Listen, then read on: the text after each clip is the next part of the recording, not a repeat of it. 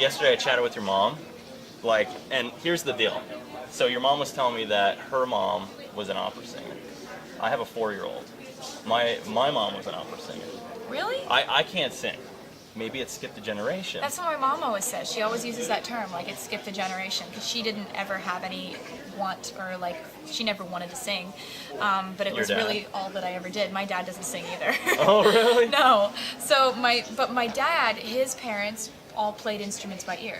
Okay. And they were poets and they wrote, and so they've kind of decided that the singing came from my mom's side and the writing came from my dad's. Right. Go on a Your record. dad said all your songs he loves. Everyone. That's not true. Really? Well, I remember, sometimes when I play him a song and he'll be like, I don't know. Sometimes. Dad's And those are the ones that are the most successful. Oh, yeah. Is that right? Those are the ones that are the biggest hits. Wow, good job, Dad. But he is absolutely the most supportive dad in the world. He is so fun, and every time I do a performance, he's like, "That's the best one you've ever done." It's so cute. It's the most adorable thing. That's all. I've listened to every song and I like them all, but I've got to ask you about one. I believe it's Starlight, and there's a line in there that says married and having 10 kids. Can you tell me about that song?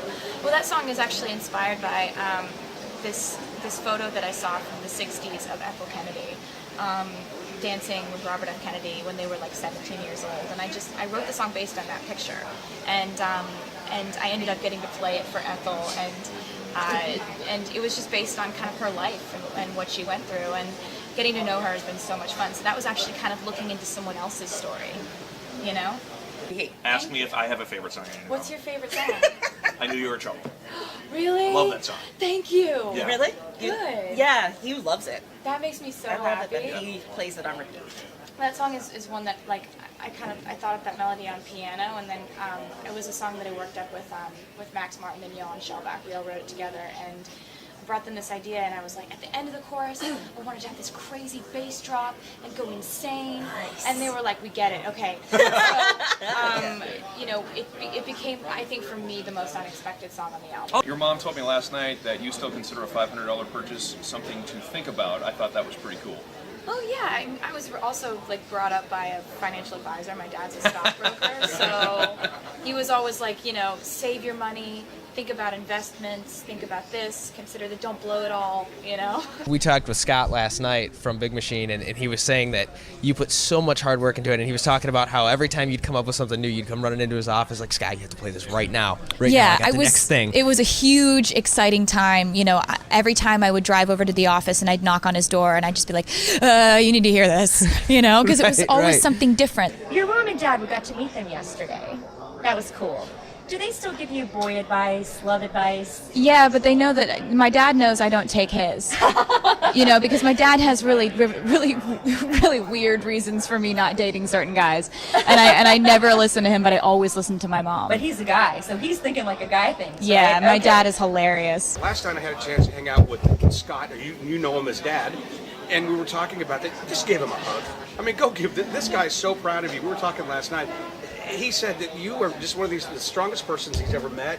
As a kid, he goes, you're not even a kid. He's like, you're so advanced in your life.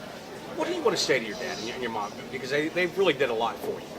Well, they're amazing, they're just absolutely fun and hilarious and smart, and they taught me so much just by putting my brother and I first, putting me and Austin first in everything that they did. It was always about us and not about them, which was the most amazing thing that a parent can give to a child. I know some of these songs are about people, are you the only one who knows what these songs are about? Well, my friends, I think my close friends know, kind of, but nobody knows all of it. Like Grant, I talked to him earlier, your No, guitar player. He doesn't know nothing. No. He just plays guitar, that's it. Have you ever written a song with someone specific in mind, but then told somebody else that the song was about them? Did you get that? Have you ever written a song with someone specific in mind, but told someone else it was about them?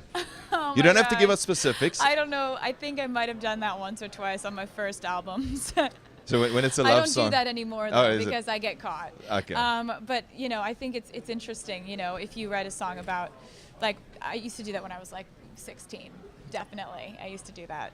That's such a funny I've never been asked that question before. That's so funny. Before the show, we had met, and your mom took us around backstage, which was amazing. And I know you weren't feeling well at that point. And Yeah. That was the night I was sick. Right. Oh, man. Oh, yeah. Because I just played a stadium in Gillette, like Gillette Stadium in Massachusetts, and it rained the whole show, and so I got sick. Okay, yeah. Do you ski? Because we're in Salt Lake City. I do ski. I grew up skiing. My mom had one of those harnesses. Like, she put me in a harness and I'd ski in front of her. Oh yeah. So like kind of between her legs. Yeah, and go when down I the was hill? like a little kid. Do you enjoy like on that a still? leash. Do you do it? Not on a leash. I'm talking about skiing in general. Yeah, I do love skiing. I don't get much time to anymore, but it's one of those things that, you know, if you love it from an early age, you're always going to love it. Now, how close are you to your brother? I talked to your dad last night. Did he go to Notre Dame? I forget what college he Yeah, goes he to. goes to Notre Dame. And how close are you to him? I'm really close to Austin. He is one of the most wise people I've ever met. And he's so smart, and I always go to him for advice. So we used to try to kill each other when we were little. We used to like fight like cats and dogs, but now we're like really good friends. A buddy of mine told me 2 years ago, he was cruising around, pulling into a Starbucks. You know, and you're huge, you're famous 2 years ago. It's not like 10. And he hears like somebody singing, playing a guitar or whatever, and he's, what's going on? He turns around, and it's you and a couple of buddies just hanging out in front of a Starbucks, just chilling, performing. Do you guys do that often? Is that what happens in Nashville? You know, anything goes in Nashville. It's kind of crazy. It's a music town, and I mean, I love singing. I love writing songs, and all my friends are kind of like into music too.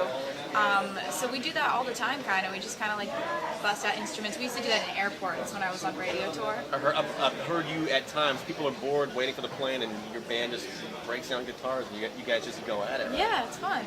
I want to ask you too about another song where you have featuring Gary Lightbody of Snow Patrol. How did you select him to be a part of your CD? Well, Snow Patrol has been influencing my music for a long time. I love the drama. I love the pure emotion of it. I just love what they do, and so I really wanted to write with him, and working with him was unbelievable because there's such emotion in the way he sings and the way he writes, and it was amazing. Do you ever feel like you're overwhelmed? Because you have a great staff. I met them all yesterday, and I think the neat thing about that is you have the final word on everything. Yeah, it feels amazing to have so much control over my career and so much creative control over what the record looks like, how it sounds, what songs end up making the album. I'm very lucky, you know, to get to have all those choices in my, you know, like up to me. Can we get a Go Gators?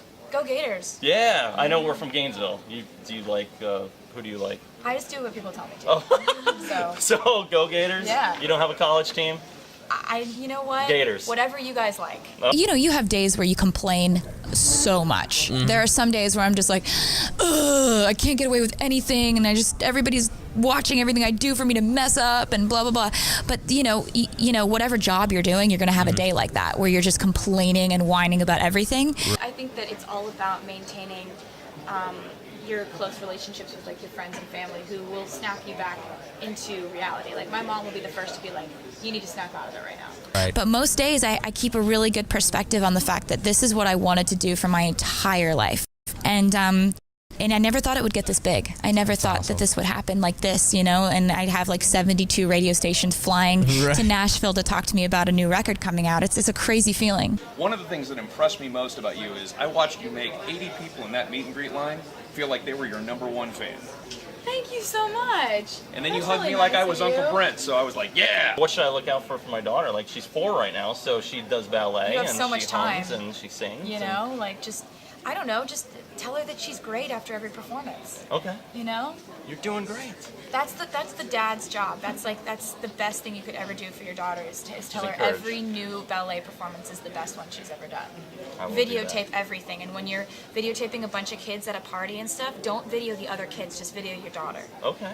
Well, I do that anyway. That's the advice that my parents give me, because Right. you know, we'll be watching home videos and they're just videoing like this, like the trees and stuff, and like, oh, this other kid is playing with Play-Doh, but like, you know, you miss the whole video of like me and Austin. Anyway, this is ridiculous. What do you want to talk about?